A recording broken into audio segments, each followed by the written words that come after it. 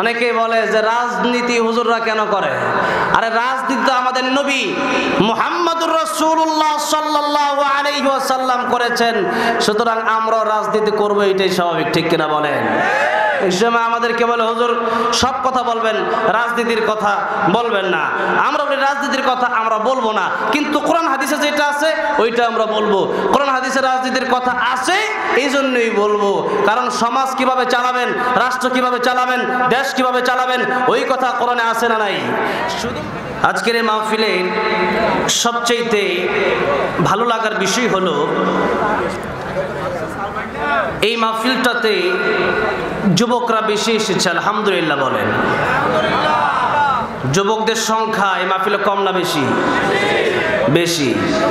এরকম যুবকদের মাহফিল আলহামদুলিল্লাহ সারা বাংলাদেশ এবং বাংলাদেশের পাশের রাষ্ট্র ইন্ডিয়াতেও এখন যখন নাকি মাহফিলের জন্য কল করা হয় তখন বলা হয় হুজুর আমরা যুবকরা মিলে মাহফিলের আয়োজন করছি। এটা আমাদের ধরে রাখতে হবে। যুবকরা যদি মাহফিলের পক্ষে থাকে, যুবকরা যদি ইসলামের পক্ষে থাকে, আমাদের এই যুবক ভাইরা যদি কোরআনের পক্ষে থাকে, বাংলাদেশের কারো শক্তি নাই কোরআনের বিরুদ্ধে কথা বলার। যুবকরা যদি ইসলামের পক্ষে কথা বলে তাহলে কোনো এমপি মন্ত্রীর ক্ষমতা নাই ইসলামের বিরুদ্ধে যাওয়ার।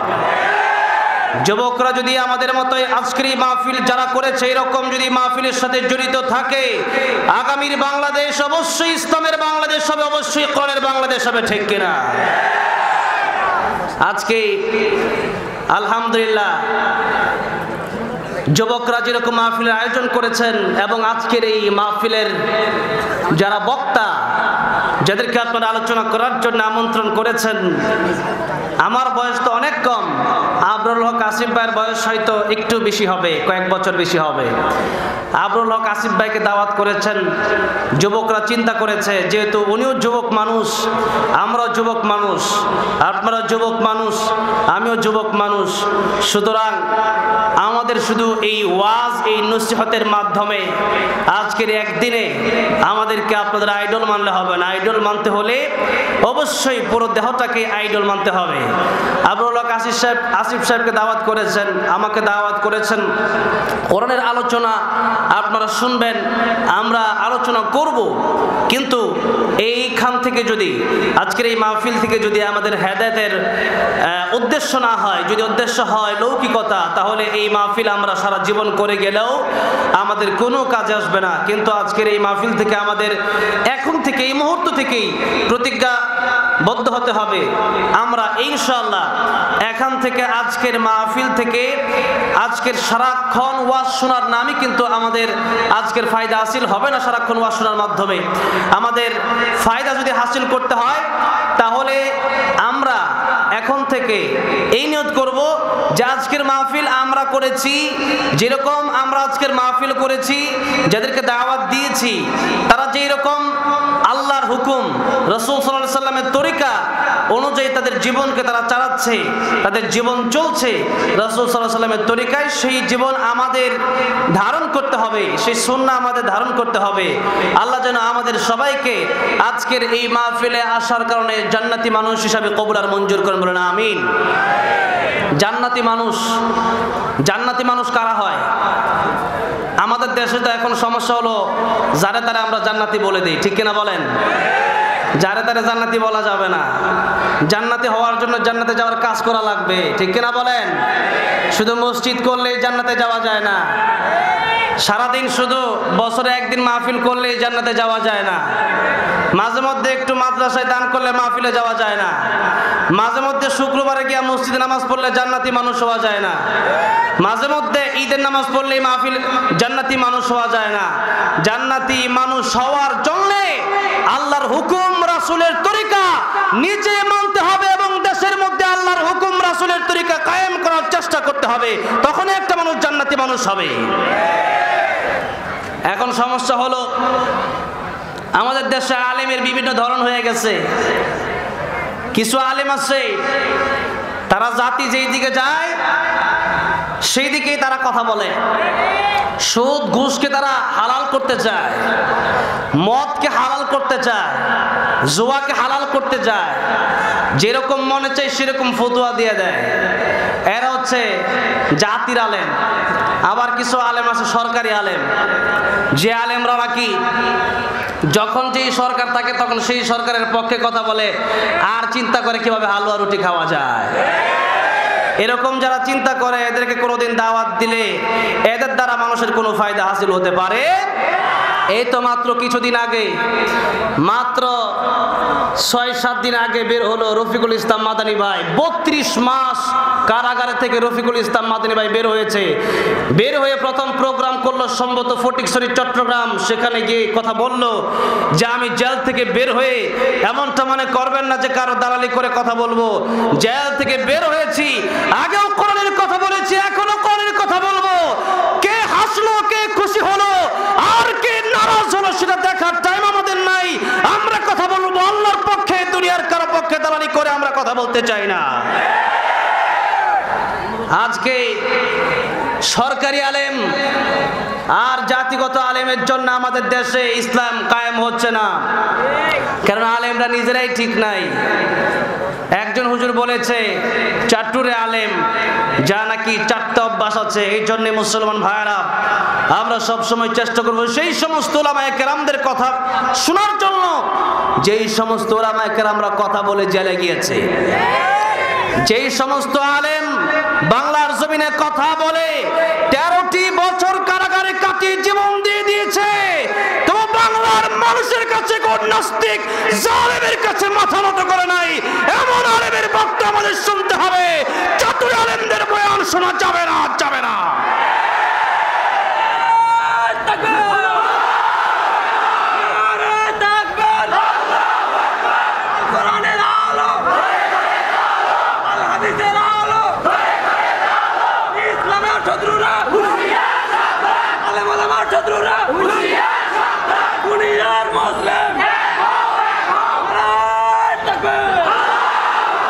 আমার ভাইরা কষ্ট নিচ্ছেন আপনারা? কষ্ট হবে, কষ্ট হবে। ইসলামের জন্য একটু নারে তাকবীর আল্লাহু আকবার বলেছেন। নারাজ হয়েছে শয়তান, খুশি হয়েছেন কে? খুশি হয়েছেন কে? আমরা খুশি করতে চাই একজনকে, মাল্লাহুল মাওলা ফালাহুল কুল। আল্লাহ যদি খুশি হয়ে যায় আমাদের কিছুর দরকার নাই।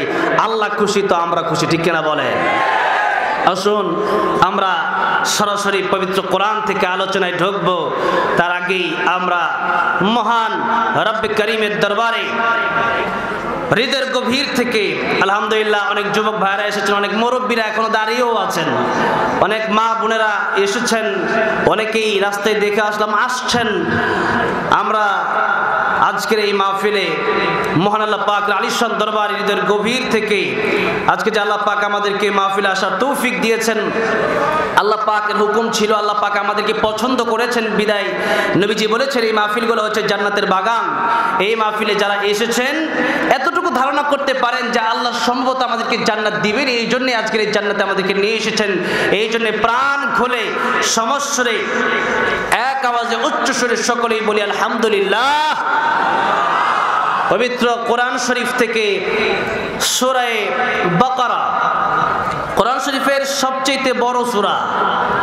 এই সূরা থেকে অনেক বড় একটা আয়াত, এই আয়াতের প্রথম অংশ আমি আপনাদের সামনে তিলাওয়াত করেছি। রাসূলুল্লাহ সাল্লাল্লাহু আলাইহি ওয়াসাল্লামের অসংখ্য অগণিত হাদিস শরীফের ভান্ডার থেকে আমি ছোট্ট একটা হাদিস আপনাদের সামনে পেশ করেছি। আয়াত এবং হাদিসকে সামনে রেখেই যতটুকু কথা বলা যায় আল্লাহ যেন আমাকে ইখলাসের সাথে বলা এবং আপনাদেরকে আমলের নিয়তে শোনার তৌফিক দান করেন, বলেন আমিন। আল্লাহ রাব্বুল আলামিন বলছেন, ওয়া ইয আখাযনা মিসাকা বনি ইসরাঈল লা তা'বুদুনা ইল্লাল্লাহ। ওগো নবীজি, আপনি স্মরণ করেন সেই সময়ের কথা আমি বনি ইসরাঈলদের কাছ থেকে প্রতিশ্রুতি নিয়েছিলাম, তারা লা তা'বুদুনা ইল্লাল্লাহ, আমি আল্লাহ ছাড়া কারো ইবাদত করবে না। নাম্বার 2, ওয়াবিল ওয়ালিদাইনি ইহসানা, তারা তাদের পিতা মাতার খেদমত করবে, পিতা মাতার সাথে উত্তম আচরণ করবে, পিতা মাতার হক আদায় করবে। নাম্বার 3, ওয়াদিল কুরবা, আত্মীয় স্বজনের হক আদায় করবে। নাম্বার 4, ওয়াল ইয়াতামা, ইয়াতিমদের হক আদায় করবে, ওয়াল মাসাকিন মিসকিনদের হক আদায় করবে, ওয়াকুলু লিন-নাসি হুসনা মানুষের সাথে সুন্দর কথা বলবে, মানুষের সাথে উত্তমভাবে কথা বলবে, মানুষের সাথে কটু কথা বলবে না, ওয়া আকিমুস সালাহ নামাজ কায়েম করবে, নিজে পড়বে অন্যকে পড়ার আদেশ করবে, ওয়া আতুজ যাকাত যাকাত আদায় করবে। এই হলো আজকের মূল আলোচনার সারাংশ, মূল কথার আয়াতের তরজমা। এখন আমরা তাফসীরের দিকে যাব ইনশাআল্লাহ, ব্যাখ্যা বিশ্লেষণের দিকে যাব। আমি যে হাদিস পড়েছি সেই হাদিসের তরজমাও করে দিচ্ছি, এরপরে আমরা ব্যাখ্যা বিশ্লেষণের দিকে যাব। রাসূলুল্লাহ সাল্লাল্লাহু আলাইহি ওয়াসাল্লাম বলেছেন, লা তাআতা লিমাখলুকিন ফি মাসিয়াতিল খালিক। রাসূলুল্লাহ সাল্লাল্লাহু আলাইহি ওয়াসাল্লাম বলেছেন, যেখানে মানুষের কথার কারণে আল্লাহর হুকুমের বাইরে চলে যাওয়া লাগবে। কোনো মানুষ কোনো কথা বলল, সেই কথাটা মানতে গিয়ে হোক আপনার বাবা মা, হোক আপনার বন্ধু, হোক আপনার নেতা, হোক আপনার নেত্রী, যেই হোক না কেন, তার কথা মানতে গিয়ে যদি আল্লাহর অবাধ্য হওয়া লাগে, তাহলে সেই কাজ কখনো মুসলমান করতে পারে না। এবার আসুন আমরা সরাসরি আয়াতের তাফসীরের দিকে যাব। আল্লাহ পাক বলছেন, ওয়া ইয আখাযনা মিসাক বনি ইসরাঈল, অর্থাৎ বনি ইসরাঈলের কাছ থেকে আল্লাহ পাক এই কাজগুলো, যেই কাজগুলো আমি সামনে বলবো, এই কাজগুলোর প্রতিশ্রুতি আল্লাহ পাক নিয়েছিলেন, ওয়াদা আল্লাহ পাক তাদের কাছ থেকে নিয়েছিলেন। বনি ইসরাঈল সোজা জাত ছিল না, কঠিন জাত ছিল। জিলাপির মতো সোজা ছিল, কি বলেন? জিলাপির মতো সোজা ছিল না? জিলাপি কেমন, সোজা না হ্যাঁ পেঁচানো? এরকম পেঁচানো জাতি ছিল বনি ইসরাঈল। তাদেরকে আল্লাহ পাক খাবারের ব্যবস্থা করে দিয়েছে, মান্না ওয়াস সালওয়া।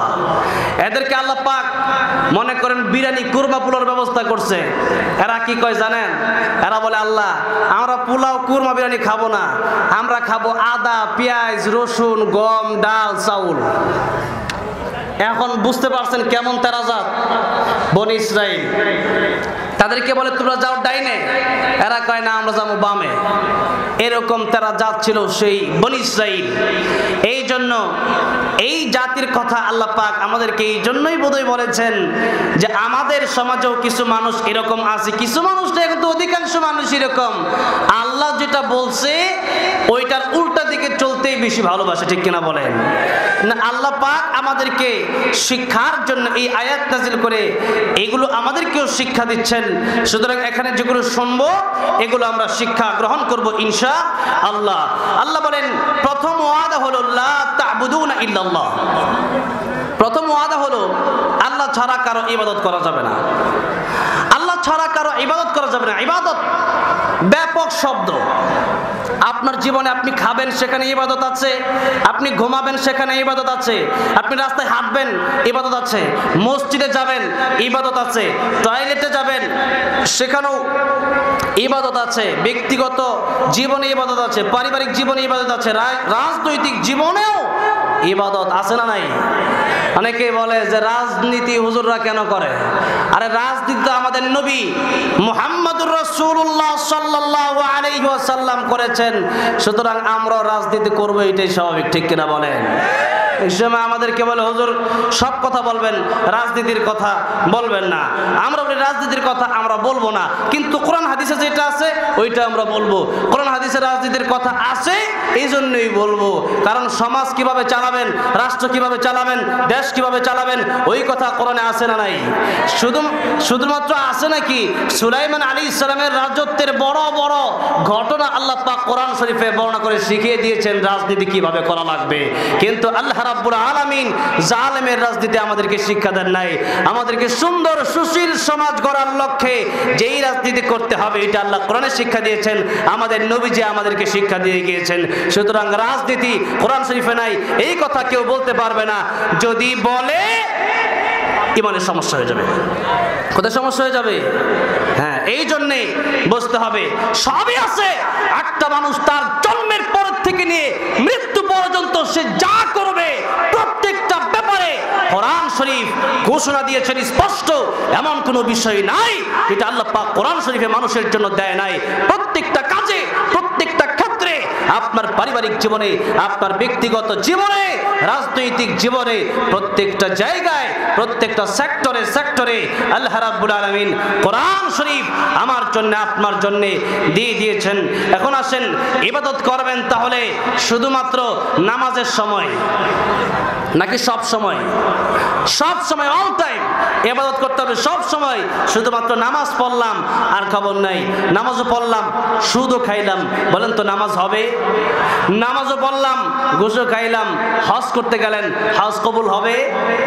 যেই টাকা আপনি হারাম ইনকাম করলেন, যাকাত দিলেন, যাকাত কবুল হবে?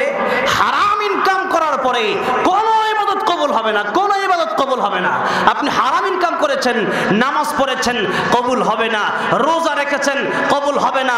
দোয়া করবেন, দোয়া কবুল হবে না। হজ করবেন, আপনার কবুল হবে না। এই জন্য হারাম থেকে আজকের এই মুহূর্ত থেকে এক একটা কথা বলবো, কতটুকু কথা আমি বলতে পারবো জানি না, হয়তো আয়াতের প্রথমাংশ বলতে বলতে আমার সময় শেষ হতে পারে, কিন্তু কথা হলো যতক্ষণ বলবো প্রত্যেকটা পয়েন্ট মনে রেখে রেখে আজকের এই মাহফিল থেকে প্রতিজ্ঞাবদ্ধ হতে হবে যে প্রত্যেকটা কথা আমরা জীবনে মেনে নেব, বাস্তবায়ন করব ইনশাআল্লাহ। এবার আসেন, তাহলে ইবাদত করার জন্য আমাদের এই জীবনে সর্বপ্রথম শর্ত কি? হারাম। হারাম আমাদের ছেড়ে দিতে হবে। সুদ খাওয়া যায়, ঘুষ খাওয়া যায়, আপনার কাছে অভাব নাই, আপনি চাইলে আপনি হারাম ইনকাম করতে পারেন, খেতে পারেন, কিন্তু আপনি আল্লাহর জন্য ছেড়ে দিয়েছেন, কিয়ামতের ময়দানে আল্লাহ আপনাকে জান্নাত দিবেন, সুবহানাল্লাহ। এখন আমাদের সমাজে এত পরিমাণ হারাম, জুয়া আছে, ওয়াল টাইম, বিশেষ করে যুবক ভাইরা এখন লুডো খেলে। কি খেলে? লুডো খেলা মনে হয় নাই, লুডো খেলা নাই, নাটোর মনে হয় লুডো কেউ খেলে না। আপনারা কারণ হুজুর লুডো এটা কি ওয়াজ করার কোনো বিষয় হলো? লুডো তো ওয়াজ করার বিষয়, কারণ লুডো সারা রাত লুডো খেলা, সকালে বাজে হারে 5,000 টাকা, ঠিক কিনা বলেন? বলেন হুজুর এটা কোনো ওয়াজ করার বিষয়? এটাই আসল ওয়াজ। বাজি চলতে সারাদিন সমসাময়িক বিষয় যা চলতেছে এটাই তো ওয়াজ করতে হবে। এগুলো অল টাইম গুনাহ হচ্ছে। লুডো খেলতেছে, বাজি আছে, ফুটবল খেলতেছে, বাজি অভাব নাই, বিশাল বড় বড় গরু বাজি, এরপরে 50,000 টাকা বাজি, মহিষ বাজি। কয়েকদিন আগে এক প্রোগ্রামে গেলাম ঢাকা থেকে বিবারিয়া, গিয়ে দেখলাম বিশাল বড় মহিষ ডাক ডুল পিঠা, 2 দল টাকা দিছে, বাজি খেলবে, যে ভিতরে মহিষ দিয়ে দিবে, এই মহিষ আবার রান্না করে খাবে, 2 দলেই নাকি খাবে, যেই খাক। এটা তো বাজি যেহেতু ধরেছেন, বাজি হারাম। বাজি কি? হারাম। আপনি মনে করেন আমি মানবো না, আপনি না মানলে আপনি জাহান্নামে যান, আমার তো কোনো আফসোস নাই। ফাযাক্কিরিন না মা আনতা মুযাক্কির, আমার বলার দায়িত্ব আমি বলে দেব। বুঝেন না? আমার কি বলার দায়িত্ব, আপনার কি মানার দায়িত্ব, আমার কিসের দায়িত্ব? বলার দায়িত্ব। আল্লাহ নবীরে বলছে, ও নবীজি ফাযাক্কির ইন্নামা আনতা মুযাক্কির। ও নবীজি আপনি মানুষকে উপদেশ দেন, আপনি মানুষকে নসিহত করেন।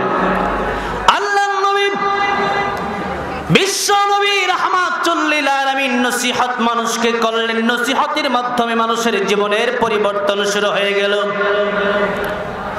যে ছেলে এতদিন জিনা করে সেই ছেলে এখন জিনা বাদ দিয়ে দিয়েছে। আল্লাহর নবী দরবারে এসে বলল, ইয়া রাসূলুল্লাহ, ইয়া হাবিবাল্লাহ, ওগো নবীজি আপনার কাছে এসেছি, আমি সব গুনাহ ছেড়ে দিতে রাজি আছি, কিন্তু একটা গুনাহ আমি ছেড়ে দিতে পারবো না। আল্লাহর নবী বললেন, কোন সেই গুনাহ? ইয়া রাসূলুল্লাহ, ইয়া হাবিবাল্লাহ, জিনার গুনাহ আমি ছাড়তে পারবো না। আল্লাহর নবী বিশ্ব নবী রাহমাতুল লিল আলামিন বললেন, যুবক রে, তোমার মায়ের সাথে যদি কেউ জিনা করে তোমার কেমন লাগবে? যুবক বলল, ইয়া রাসূলুল্লাহ, ইয়া হাবিবাল্লাহ, মায়ের সাথে জিনা করলে বড় মারাত্মক খারাপ লাগবে আমার, ওই লোকটাকে তো আমি দুনিয়াতেই রাখবো না।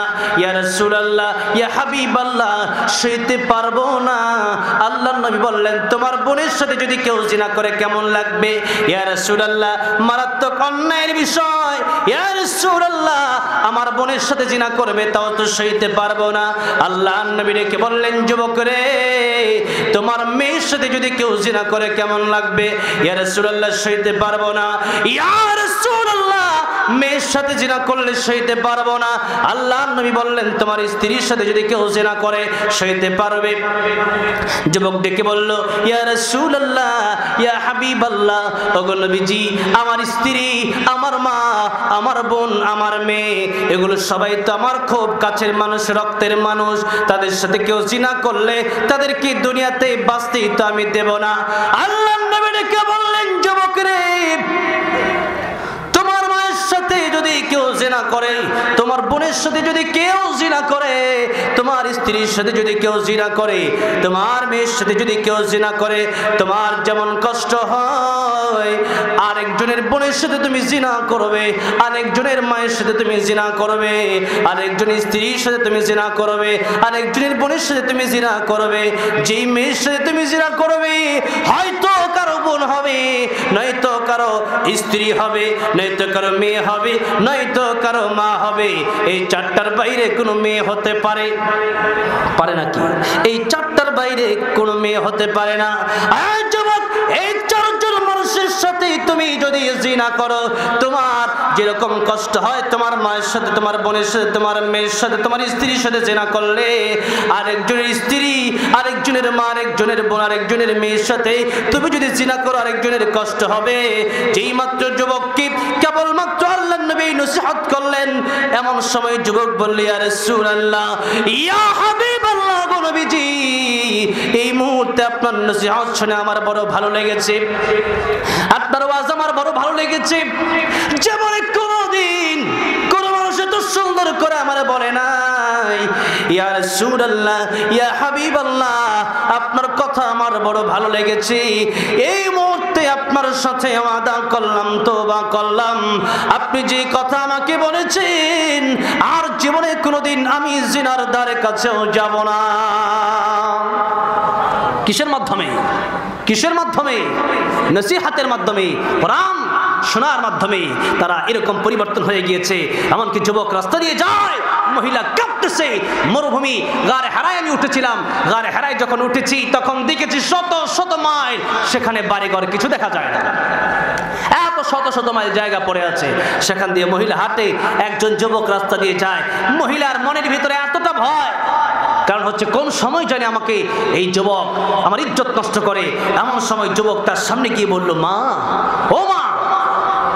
যেমন যেই মুহূর্তে মা বলে ডাক দিল, মহিলারা বুঝতে বাকি রইল না, অবশ্যই এই যুবকটা অনেক ভালো ছেলে, এই যুবকটা বড় ভালো ছেলে, এই যুবক আমার ইজ্জত নষ্ট করবে না। যুবককে ডেকে বলল যুবক রে, তুমি কি আরবের সন্তান নও? যুবক বলল আমি আরবের সন্তান ঠিক, কিন্তু ও মা আমাকে তো বিশ্বনবীর হাত ধরে আমি কালিমা পড়ে মুসলমান হয়ে গেছি। ও মা, বিশ্বনবী আমাকে শিক্ষা দিয়েছেন আজকে যদি এই মরুভূমির প্রান্তরে এই আধারে যদি আপনার সাথে যদি আমি জিনা করি তাহলে দুনিয়ার কোনো মানুষ দেখবে না, আমাকে দেখবে আল্লাহ। কিয়ামতের কঠিন ময়দানে আমার হিসাব দিতে হবে, আর কিয়ামতের কঠিন ময়দানে এর হিসাব যদি আল্লাহ চায় আমি আল্লাহর কাছে হিসাব দিতে পারবো না, কেউ পৃথিবীতে দেখবে না। কিন্তু আল্লাহ বলেছেন আমি তোমাদের এত কাছে, এত কাছে। ওয়া ইযা সাআলাকা ইবাদি আন্নী ফাইন্নী করিব উজিবু দাওয়াতাদ দাঈ ইযা দাআন ফালইস্তাজিবু লি ওয়াল ইউমিনু বি লাআল্লাহুম ইয়ারশুদুন ওয়া নাহনু আকরাবু ইলাইহি মিন হাবলিল ওয়ারিদ ওয়া ফি আনফুসিকুম আফালা তুবসিরুন। আরে আল্লাহ এত কাছে, এত কাছে, আমাদের গায়ের রগ যত কাছে, আল্লাহ বলেন বান্দারে আমি তোর এর চাইতে বেশি কাছে। সুবহানাল্লাহ।